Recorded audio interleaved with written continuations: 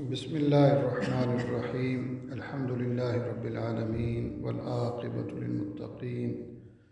والصلاة والسلام علی نبیہ ورسولہ محمد وعلی آلہ وصحبہ اجمعین وبعد۔ اللہ تعالیٰ نے خیر اور شر کو پیدا کیا ہے، وہی خیر کا بھی خالق ہے اور شر کا بھی خالق ہے۔ خیر اور شر کا معنی کیا ہے؟ خیر اچھی چیز کو کہتے ہیں، اچھائی کو کہتے ہیں، بھلائی کو کہتے ہیں، نیکی کو کہتے ہیں، صالح عمل کو کہتے ہیں، حسنہ کو کہتے ہیں۔ اور برائی کیا ہے یا شر کیا ہے؟ شر برائی کو کہتے ہیں، بدی کو کہتے ہیں۔ اور جو بھی چیز جو اچھی نہیں ہے اس کے اپوزٹ جو بھی چیز ہے وہ برائی ہے۔ تو ان دونوں چیزوں کا خالق اللہ تعالیٰ ہے۔ یہ اللہ تعالیٰ نے کیوں اس کو رکھا ہے؟ خیر اور شر کو کیوں رکھا ہے؟ اللہ تعالیٰ نے قرآن مجید میں اس کا کئی بار ذکر کیا۔ ایک جگہ اللہ تعالیٰ نے فرمایا کہ کل نفس ذائقۃ الموت، ہر نفس نے موت کا ذائقہ چکھنا ہے۔ اس کے ساتھ ہی فرمایا کہ وَنَبْلُوكُمْ بِالشَّرِّ وَالْخَيْرِ فِتْنَةً، کہ ہم تم کو ضرور آزمائیں گے، تمہاری آزمائش کریں گے شر کے ساتھ اور خیر کے ساتھ۔ تو شر کا ذکر اللہ نے پہلے کیا ہے، یعنی کوئی انسان ایسا نہیں ہے کہ جس کو شر کے ساتھ نہ آزمایا گیا ہو۔ تو شر یعنی برائی کو کہتے ہیں، گناہ کو کہتے ہیں، معصیت کو کہتے ہیں، نافرمانی کو کہتے ہیں، تو بدی کو کہتے ہیں، جو بھی نیکی کی اپوزٹ ہے اس کو۔ تو ہر انسان کے ساتھ یہ اللہ تعالیٰ نے رکھا ہے اور انسان کی آزمائش کرتا ہے۔ اور اسی طرح خیر کے ساتھ بھی آزمائش ہے۔ خیر کا معنی بھلائی ہے، مال بھی یہ خیر ہے، اولاد کا ہونا یہ خیر ہے، یعنی خیر ایک وسیع معنی یہ لفظ ہے، اس کے اندر بہت ساری چیزیں آتی ہیں۔ تو اللہ تعالیٰ نے فرمایا کہ ہم نے موت کو رکھا ہے اور پھر تمہاری آزمائش ہم ضرور کریں گے، شر کے ساتھ بھی اور خیر کے ساتھ بھی۔ وَإِلَيْنَا تُرْجَعُونَ، اور تم نے واپس ہماری طرف ہی آنا ہے، یعنی سب نے اللہ کے پاس جانا ہے۔ آپ دیکھ لیں کہ کوئی انسان ایسا نہیں ہے کہ جو کہے کہ میں نے مرنا نہیں ہے، مجھے موت نہیں آئے گی۔ جو چاہے یا نہ چاہے اس نے ایک نہ ایک دن ضرور مرنا ہے۔ تو یہ جو خیر اور شر ہے اس کی تعلیم نبی اکرم صلی اللہ علیہ وسلم نے دی ہے۔ یہ اصل چیز ہے، یعنی خیر کیا چیز ہے اور شر کیا چیز ہے، ان دونوں کی آگاہی اور ان دونوں کے متعلق یہ کیا چیزیں ہیں، یعنی انسان کس کو اپنائے تو وہ خیر والا معاملہ ہے، کس سے بچے جو شر والی چیز ہے تو کیسے بچے۔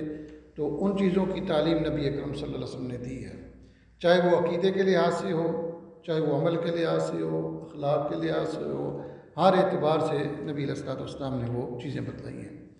ہماری کیا ذمہ داری ہے ایز اے امتی، نبی علیہ الصلوۃ والسلام کی امتی ہونے کی حیثیت سے ہماری یہ ذمہ داری بنتی ہے کہ ہم نبی اکرم صلی اللہ علیہ وسلم کی بتلائی ہوئی خیر کی طرف لپکیں۔ فاستبقوا الخیرات، جو نیک کام ہیں یا خیر والے کام ہیں ان کی طرف ہم دوڑ کر جائیں، مسابقہ کریں، مقابلہ کریں کہ ہم نے زیادہ سے زیادہ نیکی کو حاصل کرنا ہے، نیک عمل زیادہ کرنا ہے، بھلائی زیادہ کرنی ہے، برائی سے بچنا ہے، یعنی نیکی کی طرف زیادہ جانا ہے، حسنہ کی طرف زیادہ جانا ہے۔ تو یہ ہماری ذمہ داری ہے۔ اسی طرح ہماری یہ ذمہ داری بھی ہے کہ ہم برائی سے بچیں، کہ جو بھی سیئہ چیز ہے، بری چیز ہے، شر والی چیز ہے، گناہ والی چیز ہے، معصیت والی چیز ہے، نافرمانی والی چیز ہے، اور جو اللہ تعالیٰ کی نافرمانی کی طرف لے کر جاتی ہے یا اللہ تعالیٰ کو ناپسند ہے، اس چیز سے ہم اپنے آپ کو بچا لیں۔ تو یہ کتاب چونکہ اخلاق کے حوالے سے ہے تو اخلاق میں بھی خیر اور شر ہے، اخلاق میں بھی اچھے اخلاق بھی ہیں اور برے اخلاق بھی ہیں۔ تو ان دونوں میں سے ایک کو اپنانے کا حکم ہے اور ایک سے بچنے کا حکم ہے۔ تو یہ کچھ احادیث ہم نے پڑھ لی ہیں اور کچھ احادیث اس متعلق آج ہم انشاءاللہ پڑھیں گے۔ یہ حدیث حضرت ابو ہریرہ رضی اللہ تعالیٰ عنہ سے مروی ہے، فرماتے ہیں کہ رسول اللہ صلی اللہ علیہ وسلم نے ارشاد فرمایا آیت المنافق ثلاث، کہ منافق کی 3 نشانی ہیں۔ اس کا معنی کیا ہے کہ جو اس کے کام ہیں، یعنی منافق کے کام ہیں وہ مسلمان کی شان کے خلاف ہے۔ مسلمان کو وہ نہیں اپنانے چاہیے، مسلمان کو وہ نہیں کرنے چاہیے۔ بعض صحیح حدیث میں 4 کا بھی ذکر ہے، بعض میں 3 کا ذکر ہے، یعنی نبی صلی اللہ علیہ وسلم نے بعض دفعہ 3 کا کہا کہ 3 نشانیاں ہیں، بعض دفعہ کہا ہے 4 نشانیاں ہیں۔ تو یہ دراصل وہ 4 بد اخلاقی ہیں یا 3 بد اخلاقی ہیں جن سے نبی علیہ السلام نے ہمیں متنبع کیا ہے، ہمیں خبردار کیا ہے کہ ہم وہ کام نہ کریں۔ نمبر 1 کیا ہے جی؟ اذا حدث کذب، جب بات کرے تو جھوٹ بولے۔ سبحان اللہ، بات کرے تو جھوٹ بولے۔ تو اگر ہم ان چیزوں کو دیکھیں، جو چیزیں نبی صلی اللہ علیہ وسلم نے فرمائی ہیں، تو ہم پھر اپنے آپ کو دیکھیں کہ ہم کس پلڑے میں ہیں، یعنی ہم کہاں کھڑے ہیں۔ تو ویسے تو ہم بہت بڑے بڑے دعوے کرتے ہیں، لیکن جو نبی صلی اللہ علیہ وسلم نے یہ جو چیزیں فرمائی ہیں، اس کے ترازو میں جب ہم اپنے آپ کو تولتے ہیں یا تولیں، تو پھر ہمیں اندازہ ہوگا کہ ہم مسلمان کہاں کھڑے ہیں۔ تو نبی صلی اللہ علیہ وسلم نے کہا کہ یہ منافق کی نشانیاں ہیں، اگرچہ یہ وہ منافق نہیں ہے جو منافق یعنی یہ کام کرنے سے انسان کو ایسا نہیں ہے کہ ابدی جہنمی بن جاتا ہے، لیکن یہ دراصل ان ابدی جہنمیوں کی یہ صفات ہے کہ ان کی یہ یعنی وہ ان کے یہ کام ہے، ان کی یہ بد اخلاقی ہیں۔ تو اس سے ایک مومن اور مسلمان کو اپنے آپ کو ہر صورت میں اور بھرپور طریقے سے کوشش کرنی چاہیے کہ اپنے آپ کو بچائے۔ نمبر 1 اذا حدث کذب، کہ جب بات کرے تو جھوٹ بولے، واذا وعد اخلف، اور جب وعدہ کرے تو وعدہ خلافی کرے۔ تو یہ عام ہے، مسلمانوں میں جھوٹ بولنا بہت عام ہے، اس کو تو گناہ سمجھتے ہی نہیں ہیں۔ اور اسی طرح وعدہ کر کے اس سے مکر جانا یا اس کو نہ پورا کرنا، اس کو بالکل معمولی سمجھتے ہیں، حالانکہ یہ معمولی نہیں ہے۔ قرآن مجید میں اللہ تعالیٰ نے فرمایا کہ جب تم وعدہ کر لو تو اس کے اوپر پہرا دو، اس کو پورا کرو، کیونکہ ان العہد کان مسئولا، اس عہد کے متعلق یا کوئی بھی جو تم پرامس کرتے ہو، وعدہ کرتے ہو، اس کے متعلق تمہیں اللہ تعالیٰ پوچھے گا، پوچھ گچھ ہوگی۔ ایسا نہیں ہے کہ تم وعدہ کر کے کہو کہ وہ کون سا جی ہم نے وعدہ کیا تھا 7 بجے کا وعدہ کیا، 8 بجے آ کے تو کیا وہ الٹا جو لیٹ آتا ہے یا وعدہ پورا نہیں کرتا، وہی اس دوسرے آدمی کو ڈانٹ رہا ہوتا ہے جو وعدہ پورا کروانے والا ہے یا وعدہ جس کے ساتھ دوسرا فریق ہے، یعنی وعدہ کرنے والا۔ تو کسی طرح کا بھی کوئی وعدہ ہو تو اس میں وعدہ خلافی نہیں کرنی ہے۔ لین دین کا مسئلہ ہو، کسی کے قرض دینے کا، لٹانے کا، کسی بھی اعتبار سے یا کسی بھی لحاظ سے کوئی بھی آپ نے وعدہ کر لیا ہے کہ میں نے تمہیں یہ چیز فلاں دینی ہے، تو اس وقت پھر اس وعدے کو پورا کرے ہر صورت میں۔ اگر کوئی پورا نہیں کر سکتا ہے تو وقت سے پہلے اس فریق کو بتلائے کہ میں ان وجوہات کی بنیاد پر آپ کا یہ وعدہ پورا نہیں کر پا رہا، تو آپ مجھے مزید مہلت دے دیں۔ لیکن یہ نہیں ہو سکتا کہ ایک مومن ہو اور پھر وہ وعدہ خلافی کرے، ایسا نہیں ہونا چاہیے، یہ مومن کی شان کے خلاف ہے۔ وَإِذَا اؤْتُمِنَ خَانَ، جب اس کے پاس امانت رکھی جائے تو اس میں خیانت کرے۔ تو کتنی زبردست یعنی خوش اخلاقی والی چیزیں بتائی گئی ہیں کہ امانت داری کرنا، یعنی آنیسٹ رہنا، کوئی امانت رکھتا ہے تو اس کا پورا خیال رکھنا، پوری حفاظت کرنا۔ تو کتنی یہ اگر آپ دیکھیں سچ بولنا کتنی زبردست یعنی نیکی اور حسنہ ہے، یعنی اچھائی ہے، اچھے اخلاق میں سے ہے، یعنی سچ بولنا، وعدہ پورا کرنا، اور امانت جب رکھی جائے تو اس کو پورا کرنا، اور اس کا اپوزٹ کہ بات کرو تو جھوٹ بولو، کتنی بد اخلاقی ہے، اور وعدہ کرو تو وعدہ خلافی کرو، کتنی بد اخلاقی ہے، اور جب امانت رکھی جائے تو اس میں خیانت کی جائے تو کتنی یعنی بد اخلاقی ہے۔ فرمایا یہ حدیث متفق علیہ، بخاری اور مسلم کی ہے۔ وَلَهُمَا، اور یعنی بخاری اور مسلم میں بھی یہ حدیث ہے، اور وہ حدیث حضرت عبداللہ بن عمرو سے مروی ہے۔ وہ فرماتے ہیں وَإِذَا خَاصَمَ فَجَرَ، جب جھگڑا کرے تو وہ گالی دے، یعنی جب یہ کوئی جھگڑا کرتا ہے، اس کی کوئی ایسی بات چلتی ہے تو وہ گالی دیتا ہے، تو یہ بھی مسلمان کی یا مومن کی شان کے خلاف ہے۔ لیکن اب دیکھیں جھگڑا تو وہ دور کی بات ہے، ویسے ہی جب بات کرتے ہیں تو اس میں گالی دیتے ہیں۔ مسلمان کی آج کل عادت یہ ہے کہ وہ ویسے ہی یعنی ویسے باتوں میں اس کو یہ فن سمجھتا ہے، یا اس کو یہ اپنی کوالٹی سمجھتا ہے، اپنی خوبی سمجھتا ہے، یعنی کیسا یعنی انسان کہاں تک جا پہنچا ہے کہ مسلمان کہ جو چیز اللہ کی نافرمانی تھی، معصیت والا کام تھا، اللہ اور اس کے رسول کو سخت ناپسند تھا، اللہ کے رسول صلی اللہ علیہ وسلم نے اس کو یعنی منافق کی نشانی کرا دیا، اور وہ بھی اس صورت میں جب جھگڑا کرے تو اس وقت گالی دے، جب جھگڑا کرے تو اس وقت گالی دے، یہ منافق کی ہے۔ اور بغیر جھگڑے کے جو گالی دے رہا ہے وہ اس کا حساب کتاب کیا ہوگا، یا وہ کہاں کھڑا ہوگا؟ ذرا اس ترازو میں بھی ہم مسلمانوں کو اپنے آپ کو تولنا چاہیے کہ ہم کہاں کھڑے ہیں، یا ہمارا ویٹ کس طرف ہے، کیا ایمان کی طرف ہے یا نفاق اور کفر کی طرف ہے۔ یہ اگلی حدیث ہے حضرت عبداللہ ابن مسعود رضی اللہ تعالیٰ عنہ سے، فرماتے ہیں کہ رسول اللہ صلی اللہ علیہ وسلم نے ارشاد فرمایا سباب المسلم فسوق، سبحان اللہ، یعنی کتنی تاکید بار بار یعنی دہرائی، ایک ہی بات کو کئی الفاظ میں مختلف انداز میں اس کو دہرایا گیا ہے۔ پہلے کہا کہ یہ منافق کی نشانی ہے، بات کرے تو یعنی جھوٹ بولے یا جھگڑا کرے تو گالی دے، تو اب یہ کہا کہ سباب المسلم فسوق، مسلمان کو گالی دینا فسق ہے، اور فسق یہ کیا ہے؟ نافرمانی، یعنی اللہ تعالیٰ کی یہ نافرمانی ہے۔ اور اللہ نے قرآن مجید میں فرمایا صحابہ اکرام کی شان میں وَكَرَّهَ إِلَيْكُمُ الْكُفْرَ وَالْفُسُوقَ وَالْعِصْيَانَ،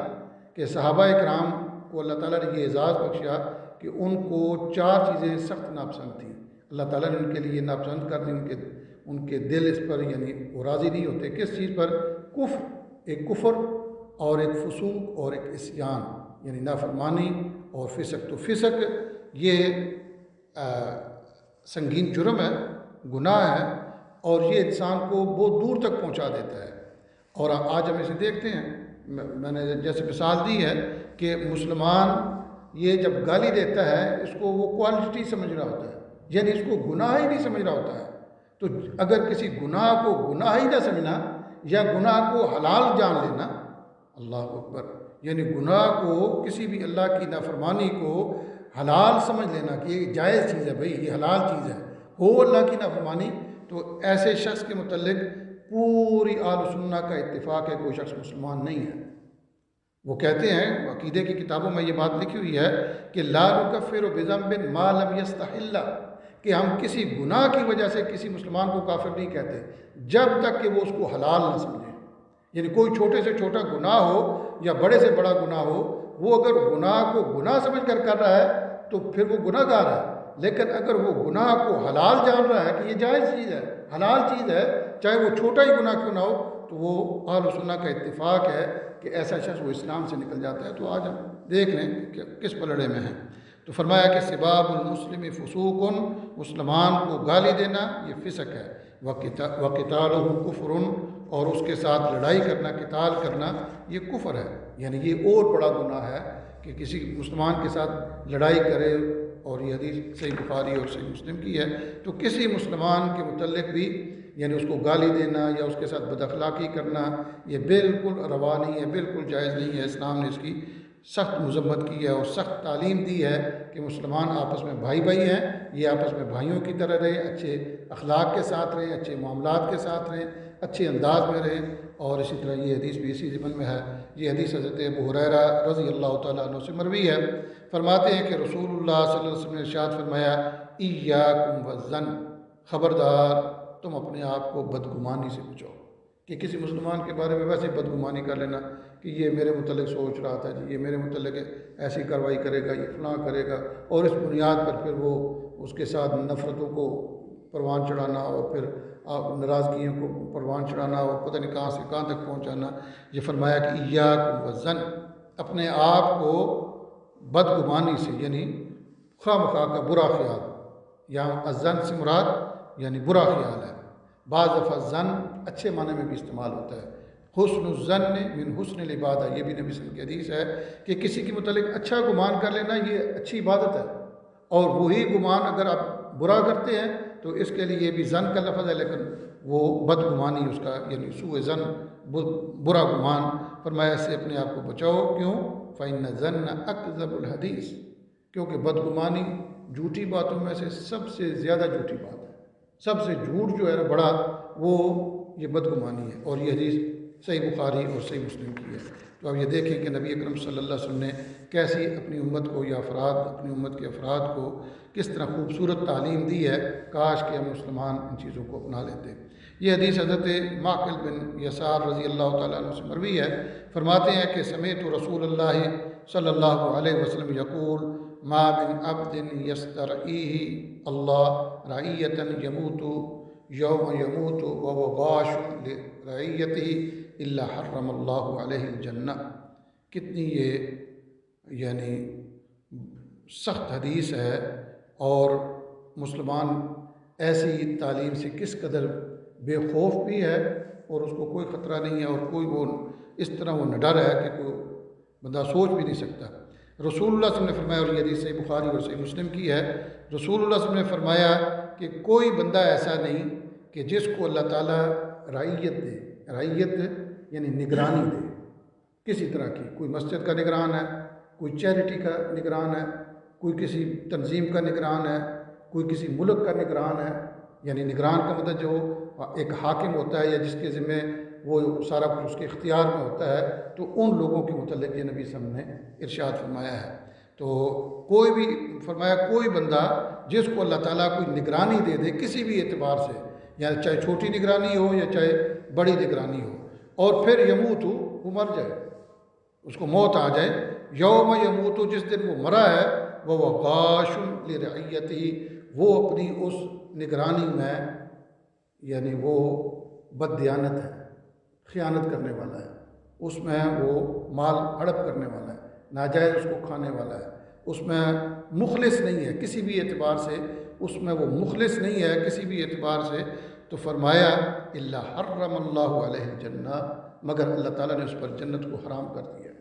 کتنی یہ خطرناک اور خوفناک اور ڈرانے والی یہ نبی صلی اللہ علیہ وسلم کی حدیث ہے کہ ایک مومن آدمی وہ تو نگرانی سے دور بھاگے، یعنی ایک مومن جو ہوتا ہے وہ نگرانی سے دور بھاگتا ہے، لیکن آج ہمارے یہاں کیا ہے، ہم پیسے لگا کر نگرانی کو لیتے ہیں، ہم کہتے ہیں کہ پیسے لگا لو تاکہ کسی طرح سے کوئی ہمیں کوئی نگران بنا لے، کوئی جناب علی ہمیں کوئی عہدہ مل جائے، کوئی حکومت کا ہے تو وہ منسٹر بن جائے، یا کوئی عہدہ یا کوئی اوپر چلا جائے، یا کوئی اور اپنی کسی تنظیم کا کوئی سربراہ بن جائے۔ تو کتنی یہ یعنی ڈرانے والی یہ اس سے ڈرنا چاہیے کہ نبی علیہ الصلوۃ والسلام نے فرمایا کہ جو آدمی کسی چیز کا وہ نگران بن جائے اور پھر اس میں وہ اس کا پورا خیال نہ رکھ سکے، اس کے ساتھ وہ مخلص نہ رہے اور اس میں کوئی خیانت کرے، اس میں کوئی دغا کرے، اس میں کوئی اس کو نقصان کو پہنچائے کسی بھی اعتبار سے،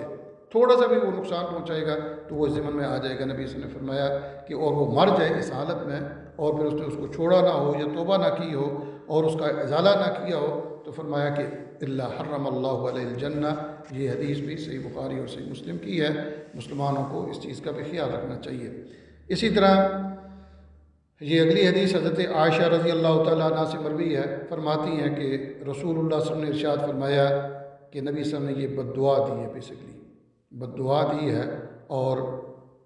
آپ نے کسی کا نام نہیں لیا ہے۔ ویسے آپ نے بد دعائیں کم دی ہیں، لیکن آپ نے جتنی بھی بد دعائیں دی ہیں وہ برائی کی وجہ سے دی ہیں، کسی شخص کو نہیں دی ہیں۔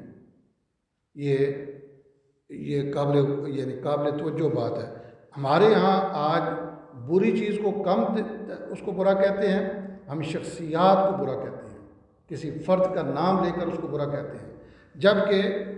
ہمارا دین بہت پیارا دین ہے۔ ہمارے دین میں نبی صلی اللہ علیہ وسلم نے فرمایا کہ دین النصیحہ، دین تو نام ہی خیر خائی کا ہے جی، دین نام ہی خیر خائی کا ہے۔ کس کے لیے بھائی؟ اس میں نبی صلی اللہ علیہ وسلم نے سب کو شامل کیا، حتیٰ کہ صحابہ کرام نے جب پوچھا کہ کس کے لیے نصیحت ہے بھائی، کس کے لیے یہ خیر خائی ہے، آپ نے فرمایا للہ، اللہ کے لیے، اللہ کے لیے بھی نصیحت ہے، رسول کے لیے نصیحت ہے، کتاب اللہ کے لیے نصیحت ہے، اور عام مسلمانوں کے لیے نصیحت ہے، اور مسلمان جو حکمران ہیں ان کے لیے یہ نصیحت ہے۔ اللہ کے لیے نصیحت کیا ہے کہ بندہ اللہ کے ساتھ اخلاص والا معاملہ کرے، یعنی بندہ جب اللہ کی عبادت کرے تو مخلص ہو، اس کے ساتھ ریاکاری نہ کرے،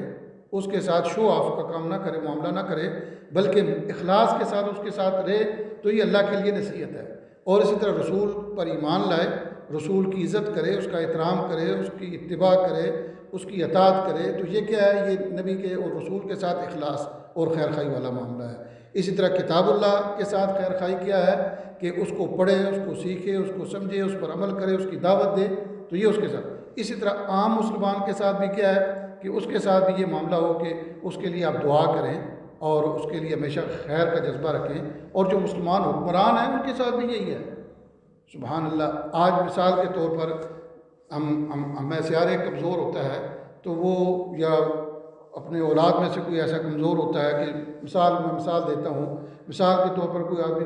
نماز کبھی کبھی پڑھتا ہے کبھی نہیں پڑھتا ہے، یا اس کے بچے نماز کی طرف نہیں آ رہے ہیں یا دین کی طرف نہیں آ رہے ہیں، تو وہ جب ملتا ہے تو کیا کہتا ہے؟ کبھی غور کیا ملتا ہے تو کیا کہتا ہے یار میرے لیے دعا کرو کہ اللہ مجھے نمازی بنا دے، یا اللہ میرے بچوں کے لیے دعا کرو کہ اللہ ان کو ٹھیک کر دے۔ کوئی یہ نہیں کہتا کہ میرے لیے دعا کرو، مجھ پر لعن طعن کرو، میں نمازی نہیں ہوں،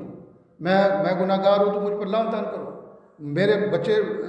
نافرمان ہیں یا غلط ہیں تو لہذا ان پر لعن طعن کرو۔ کوئی نہیں یہ کہتا۔ کیا کہتا ہے کہ میرے لیے دعا کرو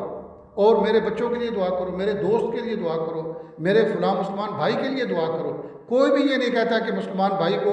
میرے مسلمان بھائی پر لعن طعن کرو جی، یا اس کے میرا جو رشتہ دار ہے وہ بے نماز ہے یا وہ اس طرح کے کام کرتا ہے تو لہذا اس پر۔ یہی حال مسلمان حکمران کا ہے کہ مسلمان حکمران کے حوالے سے بھی ان کے متعلق دعا کرنی چاہیے کہ یا اللہ تو ان کو بھی سیدھے راستے پر لے کر آ، اے اللہ تو ان کو دین کی سمجھ دے، یا اللہ تو ان کو یعنی جو دین کا صحیح اصل راستہ ہے اس راستے پر تو ان کو لے کر آ۔ یعنی یہ اسلام پورا کا پورا وہ ہے ہی خیر خواہی کا نام ہے، لیکن ہم نے کیا کیا ہے کہ ہم نے اپنے لیے تو کسی حد تک خیر کو رکھا ہے، لیکن جو اسلام کا اصل جو چیز ہے، جو اصل اس کی ساری چیزیں ہیں، اس کو ہم نے اپنایا نہیں ہے، بلکہ ہم آپ دیکھتے ہیں عموماً ہم حکمرانوں پر چڑھ دوڑتے ہیں اور لعن طعن کرتے ہیں اور پتہ نہیں کیا کیا کہاں سے کہاں ان کو پہنچا دیتے ہیں، اور وہ ہمارے ہی ہوتے ہیں، ہمارے افراد ہوتے ہیں، ہمارے ملکوں کے اپنے اسی ملک کے وہ افراد ہوتے ہیں، اسی ملک میں سے کسی کے رشتہ دار ہوتے ہیں، کسی کا قوم قبیلہ وہی خاندان ہوتا ہے، تو ان کے لیے دعا کرنی چاہیے۔ بہرحال نبی علیہ السلام نے بغیر نام کے یہ سخت فرمایا، یہ تاکہ بعد میں جو بھی اس چیز کا نگران بنے یا حاکم بنے تاکہ وہ نبی صلی اللہ علیہ وسلم کی اس تعلیم سے فائدہ اٹھا سکے اور متنبع بھی رہے۔ نبی صلی اللہ علیہ وسلم نے فرمایا کہ اللہم من ولی من امر امتی شیئا، اے اللہ جو بھی میری امت میں سے کسی کے معاملے کا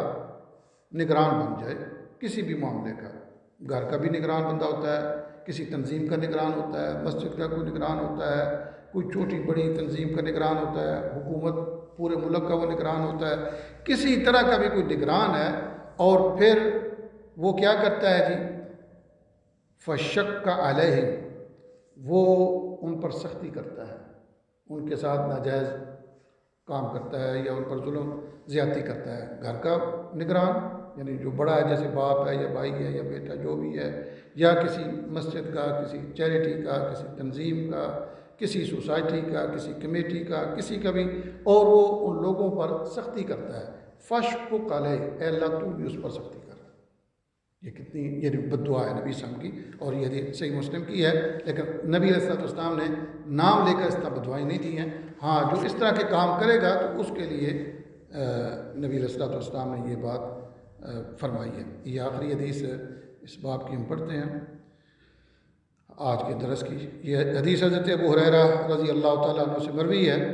فرماتے ہیں کہ رسول اللہ صلی اللہ علیہ وسلم نے ارشاد فرمایا اذا قاتل احدکم فلیجتنب الوجہ، متفق علیہ۔ فرمایا کہ جب تم میں سے کوئی ایک لڑائی کرے، کسی سے کوئی فائٹ ہو جائے یا کوئی جھگڑا ہو جائے یا کوئی ایسا مسئلہ ہو جائے تو کیا کرے؟ ظاہر ہے کہ لڑائی میں بعض دفعہ مارتا تو ہے، یہ لڑائی جو ہو رہی ہے تو، لیکن اس صورت میں کیا ہے کہ فلیجتنب الوجہ، چہرے پر نہ مارے۔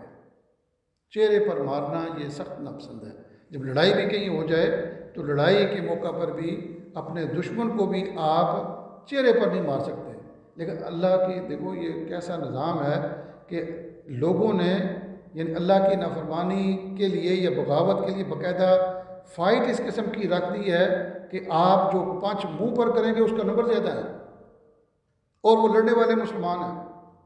لڑائی کرنے والے مسلمان ہیں، اور نبی صلی اللہ علیہ وسلم کی تعلیم کیا ہے کہ آپ جب لڑائی کریں تو آپ نے چہرے پر نہیں مارنا، چہرے سے سخت منع کیا گیا کہ چہرے پر آپ نہیں مارنا، اور الٹا کام کیا ہوا ہے کہ ایسی فائٹ ایسی بنا دی گئی ہیں وہ باقاعدہ یہ مقابلہ بازی کی فائٹس ہوتی ہیں، اگرچہ وہ ریئل نہیں لیکن وہ مقابلے بازی کی فائٹس ہوتی ہیں، اور اس میں مارنا ہی چہرے پر ہے، اور جو چہرے پر مار لے